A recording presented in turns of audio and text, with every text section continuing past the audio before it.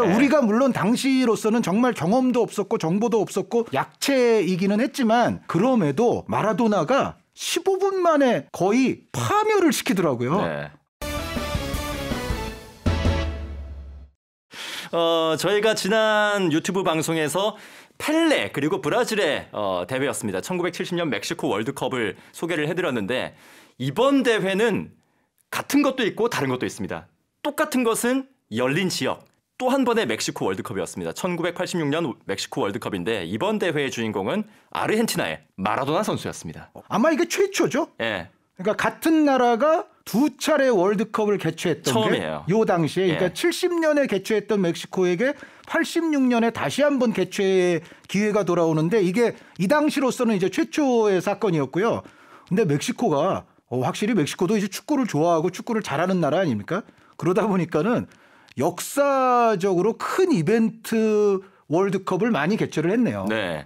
그러니까 펠레가 정말 주름 잡은 마지막 유종의 미를 찍은 그 대회도 멕시코에서 열렸었고 마라도나가 정말 역대 월드컵에서 한 명의 선수가 하나의 대회를 가장 완벽하게 지배한 대회라는 그 86년 아르헨티나가 우승한 그 월드컵. 네. 그것도 멕시코에서 개최를 했어요. 네, 16년 사이에 두 번이 그렇게 벌어졌는데 그 당시에 경기장에 가서 펠레와 마라도나의 플레이를 직접 본 멕시코 팬들은 정말 엄청난 축복을 받은 분들인 것 같습니다. 그러니까 16년이니까 두 대회를 다 보신 분들이 꽤 많겠죠? 그러니까요. 네, 부러워라. 그러니까 이 부러운 월드컵에 대해서 한번 이야기를 해보도록 하겠습니다. 역시나 이번 86년 월드컵에서 많은 이야기거리들을 남겼던 국가들을 중심으로 저희가 소개를 해드릴 텐데요. 가장 먼저 32년 만에 본선에 진출한 대한민국 팀부터 이탈리아, 프랑스, 브라질, 소독 그리고 마지막으로 마라도나의 아르헨티나까지 저희가 말씀을 드려보도록 하겠습니다. 저는 이 월드컵을 정말 잊을 수가 없죠. 저는 2002 대한민국 그 국가대표 축구팀보다도 더 좋아하는 팀이 하나 있다면 86년 바로 이 팀이에요. 네, 청소년 대한민국. 한준희의 가슴을 뛰게 만들었던. 그렇죠. 이 86년 이 당시의 대표팀이 뭐 이름만 대면 다 아실 만한 분들이 속해 있죠. 그러니까 뭐 차범근 감독, 뭐 네. 최순호 감독, 뭐 조광래, 박경훈, 네, 허정무 감독도 계시고. 허정무 등등등등 정말 기라성 같은 축구사의 우리 축구사의 레전드 분들이 많은데 이때 선수들이 또 기억에 날 수밖에 없는 이유는 이때 선수들은 대체로 특장점, 개성 이런 부분들이 굉장히 뚜렷하신 분들이에요. 사실 지금의 현대 축구를 생각해 보면 그 흔히 말하는 육각형이라 그러죠. 이게 육각형이 큰 선수들이 굉장히 포지션별로 많다는 생각인데 이게 한 20년, 30년 전 축구를 보다 보면은 하나는 못하는 게 있어도 나머지 하나를 정말 기가 막히게 잘하면 이 선수들이 굉장히 빛날 수 있는 그런 축구 환경이었던 것 같습니다. 그렇죠. 그러니까 이 당시에도 뭐 육각형 멀티플레이어가 없었냐 하면 그건 아니에요. 예를 들어 뭐 허정무 선수가 대표적인 또 멀티플레이어의 전형이라고 볼 수 있거든요. 허정무 선수는 커리어를 통해서 뭐 예를 들어 윙어도 보고 뭐 중앙 미드필드도 보고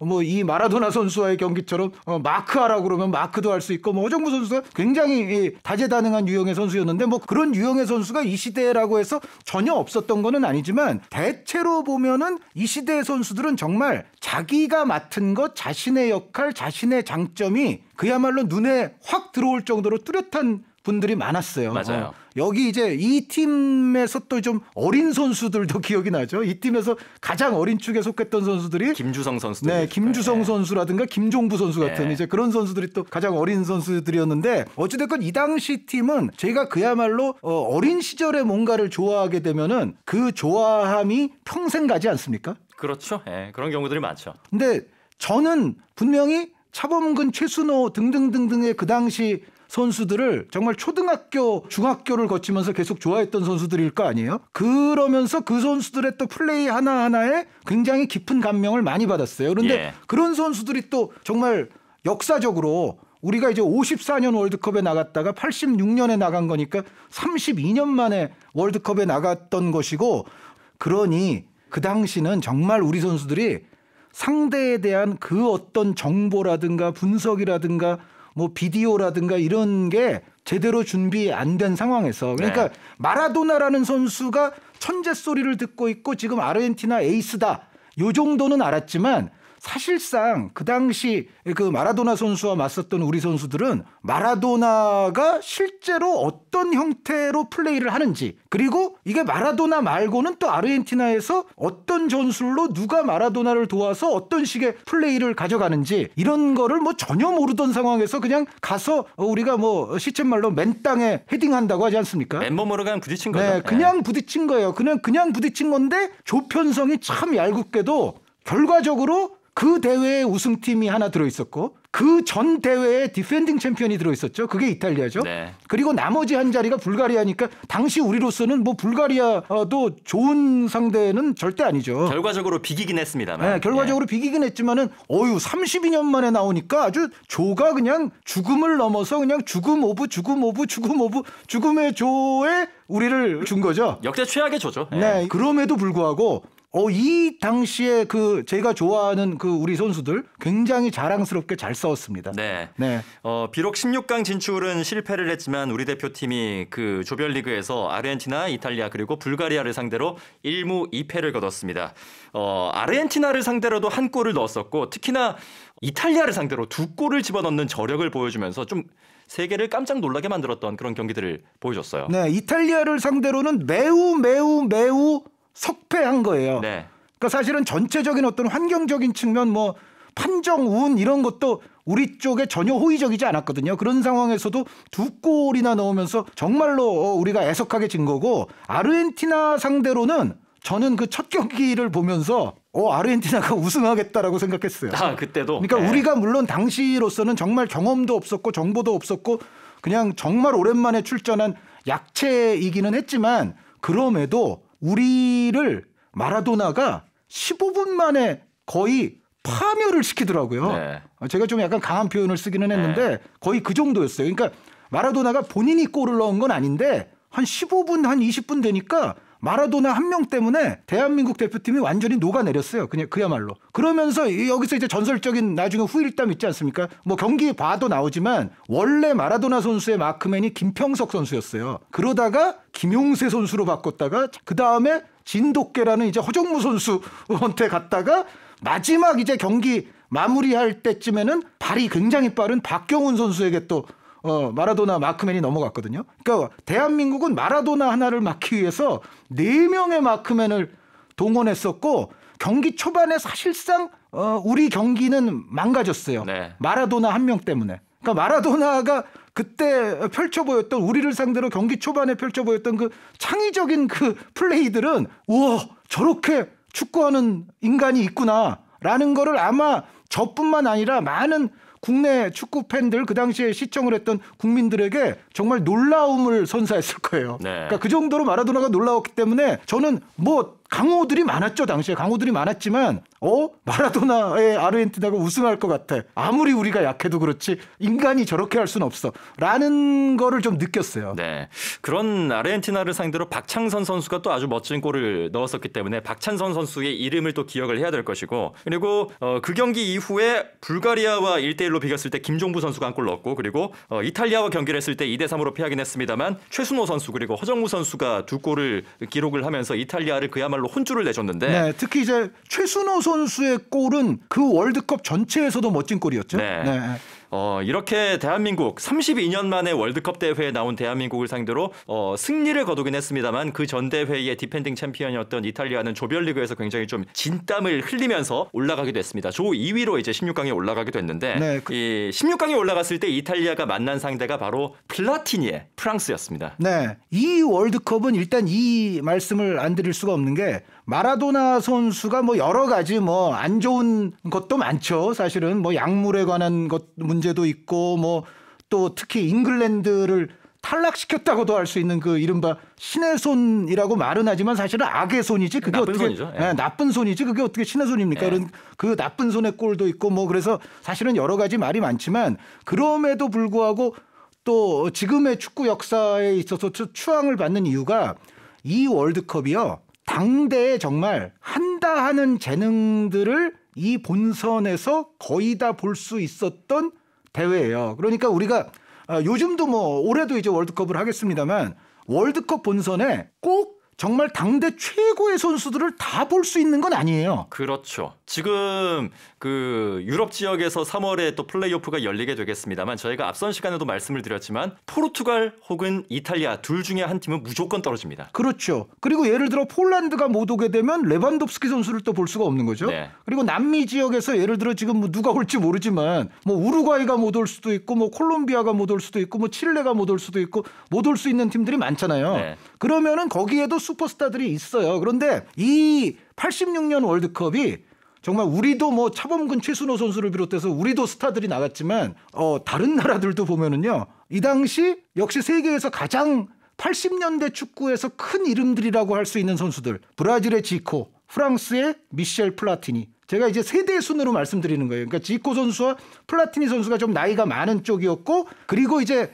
그 유사한 세대라고 또 볼 수 있는 선수가 서독의 칼 하인츠 루메니게 선수. 이 선수들은 이제 30주를 넘긴 이제 선수들이었습니다. 네. 이 선수들이 있고 20대 중반에 있었던 선수들이 마라도나 선수와 우루과이의 정말 우아하고도 아름다우면서도 창의적이면서도 위력적인 플레이메이커 성향의 또 선수가 있었지 않습니까? 네. 엔소 프란세스콜리 선수가 있었고 그리고 이 당시 또 이 팀을 언급을 안 할 수가 없는데 다이나마이트 덴마크가 있었어요. 이 당시에 덴마크, 서독, 우루과이, 스코틀랜드로 구성된 조가 있었는데 이 조가 역사적으로 이건 이 죽음의 조라는 표현 있잖아요. 네. 그룹 오브 데스. 이게 월드컵에서 어떤 조에 가장 먼저 붙여졌냐라고 물으신다면 제 연구 결과로는 바로 이 조. 그러니까 서독, 덴마크, 우루과이, 스코틀랜드로 구성됐던 이 조를 월드컵 본선에서 그룹 오브 데스, 죽음의 조라고 부르면서 그다음부터 죽음의 조라는 말이 좀 일반화가 됐는데 어쨌든 이 조에 속해 있으면서 우루과이를 6대1로 이겼고요. 덴마크가. 서독에게도 2대0으로 이겼어요. 그 무시무시한 팀이었죠. 그렇죠. 예. 근데 원래 이 덴마크가 유로 84, 2년 전 그 플라티니의 프랑스가 우승했던 그 대회에서 덴마크가 그 당시 3등을 했었던 팀이거든요. 그러니까 이미 덴마크는 유럽에서는 엄청난 파괴력이 있는 팀으로 사실 인정을 받고 있었는데 거기에 프레벤 엘키에르 라르센이라는 아주 뛰어난 공격수가 하나 있었고요. 근데 이 선수가 약간 루메니게 선수처럼 정말 골을 넣는 것만 특화된 공격수가 아니라 뭐 드리블이라든가 창의적인 측면까지도 갖추고 있었던 그러면서 신체적인 능력까지 있었던 공격수가 있었고 그 프레벤 엘키에르 선수와 호흡을 맞추는 10번이 미카엘 라우드롭이죠. 그러니까 20대 초반을 이젠 간 넘긴 그러니까 향후 10년간 세계 축구를 또 대표하는 10번 중에 하나가 될 미카엘 라우드롭이 있었고요. 그리고 스페인에는 에밀리오 부트라게뇨가 있었어요. 네. 레알 마드리드 팬분들이 아직도 사랑하는 그 독수리 둥지 시절에 그 레알을 또 이끌었던 에밀리오 부트라게뇨 선수가 있었는데 부트라게뇨 선수도 약간 20대 한 초중반 정도 세대라고 봐야 될 거예요. 그래서 전체적으로 보면 제가 지금 말씀드린 선수들이 지쿠, 플라티니, 엔소 프란세스콜리, 마라도나, 엘키에르 라르센, 라우드롭, 부트라게뇨, 루메니게 선수 여기에 약간 이 선수는 9번에 조금 더 가깝긴 하지만 또 9번 치고는 상당히 또 활동폭이라든가 움직임의 다양성이 있었던 선수가 잉글랜드의 게리 리네커 선수. 네. 이 당시에 그 이 월드컵 본선에 모여들었던 선수들의 면면이 정말 대단합니다. 그러니까 그야말로 10번들의 올스타전 같은 그런 느낌이 있었던 86년 월드컵이었습니다. 전체적으로 정말 위대한 선수들이 이 멕시코 땅에 이때 한데 모였다. 네. 그런데 여기서의 역사적 결과는 뭐냐? 결국 이 월드컵은 마라도나가 지배했던 월드컵이 됐고 마라도나는 지금까지 말씀드렸던 모든 선수들과의 뭐 직접 대결도 있었고 뭐 간접 대결도 있었다고 볼 수 있지만 이 모든 선수들과의 경쟁에서 의심의 여지 없는 without doubt 정말 한치의 의심의 여지 없는 최후의 승자가 됐어요. 그래도 마라도나 선수가 최후의 승자가 됐고 뭐 86년 월드컵의 변함없는 주인공인 건 사실인데 그래도 뚜껑을 열기 전까지 남미에 마라도나가 있다면 지쿠가 있다면 유럽의 대답은 누구인가 했을 때 플라티니 선수가 유럽의 대답이었습니다. 네. 이 플라티니 선수가 이탈리아와 16강에서 만나게 됐고 그 결과 2대0으로 또 프랑스가 전대회의 디펜딩 챔피언이었던 이탈리아를 물리치게 됐습니다. 네, 그러니까 우리를 마지막에 이겼던 그 이탈리아가 네. 토너먼트 가서는 이제 프랑스에게 탈락을 경험하게 되죠. 네. 사실 뭐 플라티니 선수의 연령대가 이제 30주에 접어들었으니까 약간 좀 나이가 있었다라고 말씀을 하셨습니다만 그렇기 때문에 전성기는 조금 지났다고 할 수 있을지라도 여전히 플라티니 선수의 위력은 대단했습니다. 그러니까 유로 84는 뭐 플라티니를 위한 플라티니에 의한 플라티니의 유로라고 해도 과언이 아닌데 근데 그것과 비교하면 요때 월드컵에서는 플라티니 선수가 그 정도의 파괴력에서는 약간 내려왔던 건 사실인 걸로 저는 기억을 해요. 네. 네. 그 약간 내려왔던 플라티니 선수와 함께 역시 전성기가 약간 좀 지난 느낌은 있었습니다만 그래도 역시나 가장 쌍벽을 이뤘던 선수. 사실은 마라도나 선수는 좀 떠오르는 스타였고 기존의 10번 스타는 누구였냐 하면은 역시 유럽의 플라티니 그리고 남미에는 지쿠 선수였습니다. 이 플라티니와 지쿠가 그리고 프랑스와 브라질이 8강에서 정면 대결을 펼치게 됐습니다. 네, 이 당시 이제 8강전 승부 가운데 나머지 네 팀들에게는 조금 미안하지만 두 경기가 주목을 받았죠. 프랑스와 브라질 우승 후보 간의 대결이 펼쳐졌고 거기에는 소준일 아나운서 말씀대로 플라티니와 지쿠가 각각 소속돼 있는 팀이기도 하고 그리고 또 다른 8강 중에 하나가 포클랜드 전쟁 이후에 펼쳐지는 아르헨티나와 잉글랜드의 대결. 이 대결은 뭐 정치적으로도 그렇고 그리고 또 아르헨티나가 아까 제가 말씀드렸던 대로 조별리그에서부터 엄청난 퍼포먼스를 보여줬잖아요. 그리고 잉글랜드는 이때가 이제 클럽에서는 이른바 그 비극 헤이젤 참사 이후거든요. 그러니까 어떻게 보면 잉글랜드로서는 국가대표 레벨에서라도 뭔가 클럽에서의 그 참극과 그로 인한 어떤 징계 이런 부분을 국가대표 축구에서라도 약간 씻어내려야 되는 그런 상황이에요. 여기서 이제 종가와 그 포클랜드 전쟁으로 정말 눈물을 많이 흘렸던 아르헨티나가 딱 만난 거예요. 이러니까 자 프랑스 브라질 승자 그리고 아르헨티나 잉글랜드 승자 여기서 뭔가 우승팀이 나오지 않겠나. 그러니까 나머지 8강에 오른 네 팀들에게는 조금 미안한 얘기지만 이 두 경기가 굉장히 많은 주목을 받았고 여기 승자들 가운데에서 뭔가 우승팀이 나올 것 같다라는 예측이 8강 때부터는 어느 정도 있었다고 저는 기억을 해요. 그 일단 포클랜드 전쟁의 악연으로 뭉친 아르헨티나와 잉글랜드 같은 경우에는 뭐 누구나 잘 알고 있다시피 마라도나 선수가 잉글랜드를 부숴버리면서 결국은 올라가게 됐고 문제는 이 프랑스와 브라질의 대결이었습니다.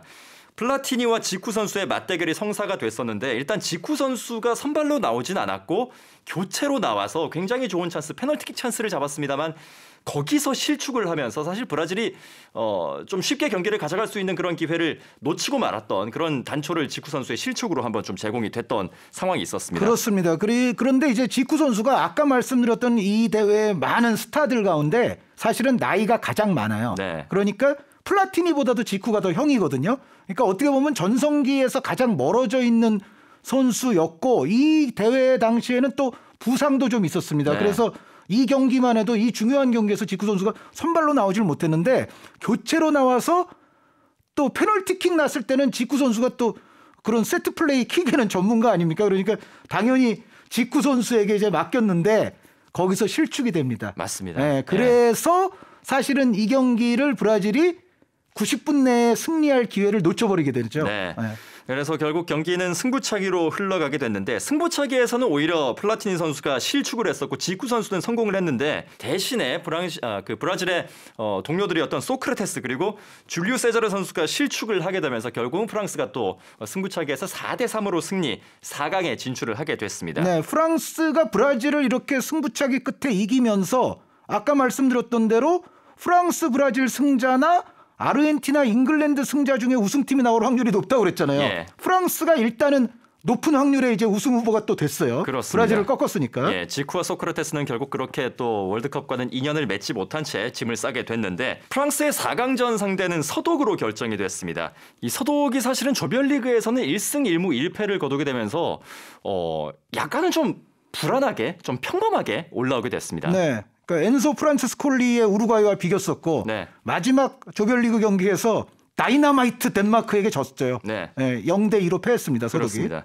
이 서독이 사실은 4년 후에 궁극의 챔피언이 됩니다. 90년 월드컵의 우승팀이 되는데 그 당시에 주축으로 활약을 했던 선수들 그리고 감독인 베켄바우어 역시 4년 전 대회가 되는 이 86년 멕시코 월드컵에서도 주축으로 자리를 지키고 있었습니다. 베켄바우어 감독을 비롯해서 마테우스라든지 안드레아스 브레메 같은 그런 선수들도 있었고 루메니게, 브리겔 그리고 슈마허 같은 이런 선수들도 모두 서독 대표팀에서 자리를 지키고 있었습니다. 네, 그러니까 루메니게 선수는 30줄에 접어들어 있었고요. 마가트라든가 브리겔이라든가 혹은 뭐 야콥스라든가 이런 선수들은 30줄이었어요. 네. 그런데 반면에 로타 마테우스 같은 경우는 물론 82년 때부터도 있기는 했습니다만 어찌됐건 마테우스, 루디 펠러, 안드레아스 브레메, 토마스 베르톨트 같은 선수들은 이제 젊은 세대예요. 네. 그러니까 이제 소준일 아나운서 말씀대로 이 세대들이 4년 후에 정말 또 빛나는 업적을 만들어내게 되는 거죠. 네.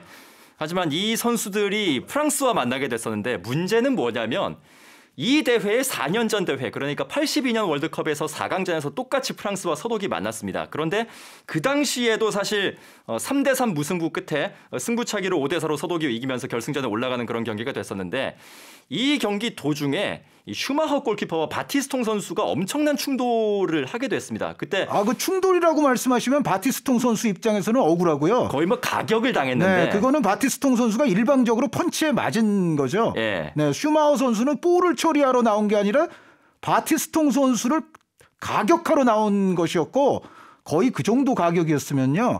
슈마허 선수가 그 경기 퇴장은 물론이거니와 몇 개월 출전 정지는 기본으로 갔어야 되고요. 서독은 사실은 그 경기를 졌어야 됩니다. 축구의 정의를 생각을 한다면 네, 저스티스를 생각한다면 그 경기는 졌어야 되는데 서독은 안 되는 거를 되게 하는 그 힘이 있어요. 경기력뿐만 아니라 82년 대회에선 심판 판정까지. 그렇죠. 82년에 그거를 이미 그게 있었어요. 그런데 이 86년에 이제 프랑스와 서독이 이제 리턴 매치를 하게 되지 않았습니까?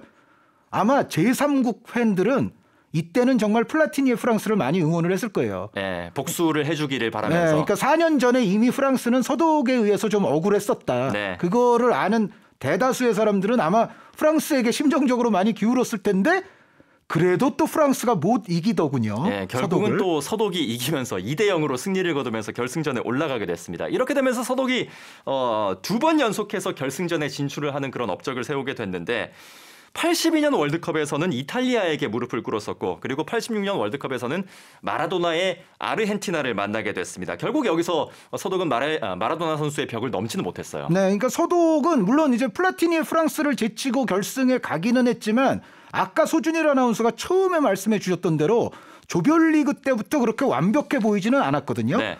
그리고 말씀드렸던 바와 같이 루메니게와 같은 세대가 여전히 있으면서 이제 마테우스나 후엘러나 뭐 베르톨트, 브레메 이런 세대들도 이제 더 올라섰다라고 말씀을 드렸지만 요때까지의 서독은 세대 교체가 제가 봤을 때는 완벽하지는 않았어요. 조금 애매했던 시기. 약간 애매했던 시기. 그리고 상대팀 아르헨티나가 조별리그 우리와의 첫 경기부터 시작해서 끝나는 날까지 마라도나의 능력을 150% 이상 발현시키는 그 전술까지 잘 맞아 떨어지면서 3-5-2 전술이요. 네, 전체적으로는 서독이 이 당시 아르헨티나에게는 약간 역부족인 면이 있었어요. 네. 경기 내용 면에서도 물론 예. 스코어 차이는 그렇게 나지 않았지만 내용상으로는 분명히 아르헨티나 쪽이 더 우승할 만한 자격이 있었고 그것이 4년 후 90년 월드컵이 되면은 정반대가 됩니다. 90년에 이 두 팀이 또 만나잖아요. 리턴 결승에서. 매치가 되죠. 또. 네, 예. 90년 월드컵을 저희가 앞으로 또 이 월드컵 시리즈에서 다루게 될런지는 모르겠습니다만 살짝 말씀을 드리자면 90년에는 역으로 서독이 좀 우승하는데 차고도 남는 그런 전력이었고 조별리그 첫 경기 때부터 서독이 훨씬 더 탄탄하게 골도 많이 넣으면서 올라온 반면 아르헨티나는 정말 약간 시쳇말을 쓰자면 어거지로 네. 근근히 진짜 억지로 결승까지 왔거든요. 그러니까 당연히 그 경기도 스코어가 많이 나지는 않았지만 그래도 서독 쪽이 이기는 게 훨씬 더 자격이 있고 내용상으로도 그게 당연했어요. 그러니까 86년에 이 서독과 아르헨티나, 90년에 서독과 아르헨티나는 2번 연속을 이제 정말 똑같은 매치업으로서 월드컵 결승전을 치르는데 86년에는 아르헨티나가 확실히 좀 남는 팀이었고 네. 90년에는 서독 쪽이 확실히 남는 팀이었다. 그리고 우승팀도 결국은 그 결과대로 됐다라고 네. 말씀을 드릴 수가 있죠. 이번 대회 역시 마라도나 선수가 5골을 기록을 하기도 했지만 그 골뿐만이 아니라 이 대회 전체에 아르헨티나가 터뜨렸던 골들 중에서 또 5골을 직접적으로 또 관여를 하면서 마라도나가 만들어줬던 그런 장면들이 있었거든요. 네, 그런데 이제 지금 소준일 아나운서가 말씀하신 것은 공식적인 공격 포인트만 따졌을 때 마라도나가 5골 5개의 어시스트로 돼 있지 않습니까? 예.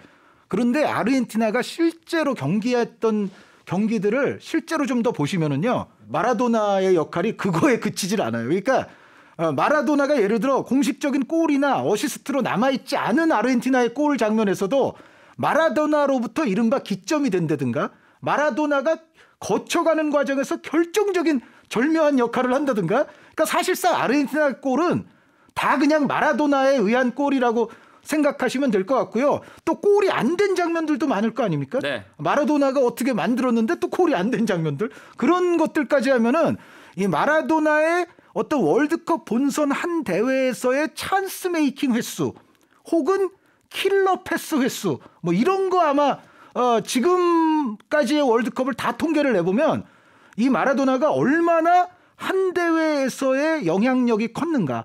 그러니까 한 명의 선수가 골, 어시스트, 뭐 킬 패스, 찬스 메이킹, 빅 찬스 메이킹 이런 거를 혼자서 그렇게 많이 할 수가 없어요, 사실은. 근데 그거가 됐던 대회가 바로 이 대회거든요. 네. 근데 그거를 또 전술적으로도 주변 동료들이 그걸 또 가능케 해준 주변 동료들의 공도 분명히 있긴 있어요. 네. 그리고 이 당시 아르헨티나가 또 마라도나 빼고는 완전히 그런 다른 멤버들은 다 그냥 거의 없는 거나 마찬가지였냐? 그건 또 절대 아닙니다. 아니죠. 예. 그건 절대 아니에요. 절대. 예. 마라도나 이외에도 우수한 선수들이 또 곳곳에 포진하고는 있었는데 그럼에도 불구하고 엄청난 다른 팀들과 비교했을 때 호화로운 멤버까지로 보이진 않았거든요. 근데 그 상황을 어찌됐건 마라도나의 능력을 최대치로 발현시키고 또 주변 동료들이 마라도나를 위해서 굉장히 적절한 역할을 요소요소에 다 해줬었고 감독은 그 플레이를 뒷받침하기 위한 포메이션과 전술 시스템을 잘 구축을 해서 결국은 아르헨티나를 우승으로 이끌었다. 그러나 잉글랜드에서는 그 8강전 그 자신들과 아르헨티나의 승부 있잖아요. 그 경기는 그 잉글랜드의 그 베팅 회사들 많이 있지 않습니까? 스포츠 베팅을 하는 회사들에서 그 경기는 무승부를 건 사람들에게 돈을 줬다. 그 경기는 이건 억울한 패배니까. 네, 사실상 한 골은 그건 최소한 없어야 되지 않냐. 예. 물론 또 잉글랜드 사람들은 이렇게까지 생각도 하긴 해요. 그러니까 뭐냐면 나쁜 손골이 먼저 들어가지 않았어요. 네. 그리고 나서 몇 분 후에 터진 게 그 6명 제치는 골이거든요. 그러니까 나쁜 손골 장면에 의해서 이미 잉글랜드 선수들은 평정심을 잃었어요. 그러니까 어떻게 보면 그 6명 제치는 거를 또 당할 수밖에 없었지 않았냐. 이미 멘탈이 나간 상태였기 거기서 때문에. 이미 멘탈이 망가졌다. 네. 그렇게 얘기하는 사람도 있지만 반면 나쁜 손골이 나빴던 건 사실이지만 그럼에도 불구하고 그 이후에 그 몇 분 후에 터졌던 그 골은 축구 역사에 그 누구도 월드컵 본선에서 재현할 수는 없는 골이다. 네. 그러니까 잉글랜드가 인정하는 사람들도 많이 있어요. 그러니까 그걸 뭐냐면은 설사 마라도나가 나쁜 손을 하지 않았더라도 우리는 마라도나가 버티는 아르헨티나에게는 결과적으로는 졌을 확률이 높다. 다른 형태로라도. 네, 그러니까 뭐 연장을 갔든지 뭘 했든지 우리는 졌을 확률이 높다라고. 그러니까 마라도나가 연장을 설사 갔더라도 뭔가는 했을 거다라고 생각하는 잉글랜드 사람들도 많고 반면에 그 나쁜 손 때문에 사실은 두 번째 골도 터진 거 아니냐. 그리고 나쁜 손 했을 때 최소한 이거는 경고 카드 한 장은 받았어야 정상 아니냐. 뭐 이제 그런 분들도 있고 하죠. 뭐. 네, 뭐 여러 가지 이해하시겠죠? 네. 네. 있는 것 같습니다. 이제 이 대회가 끝이 난지 36년 만에 또 한 번 카타르에서 대회가 열리게 되겠습니다. 마라도나의 후예인 메시 선수가 이 월드컵의 수건을 또 풀 수 있을지 없을지는 모르겠습니다만 이 대회를 앞두고 86년 월드컵의 그 마라도나 그리고 아르헨티나 팀 그리고 다른 팀들의 그 향취를 한번 느껴보시면서 이번 대회가 또 어떻게 흘러갈지 한번 예측을 해보시는 것도 굉장히 재밌을 것 같습니다. 한준희 소준일의 축구 오늘은 마라도나를 위한 그리고 마라도나에 의한 1986년 멕시코 월드컵을 소개를 해드렸습니다. 유튜브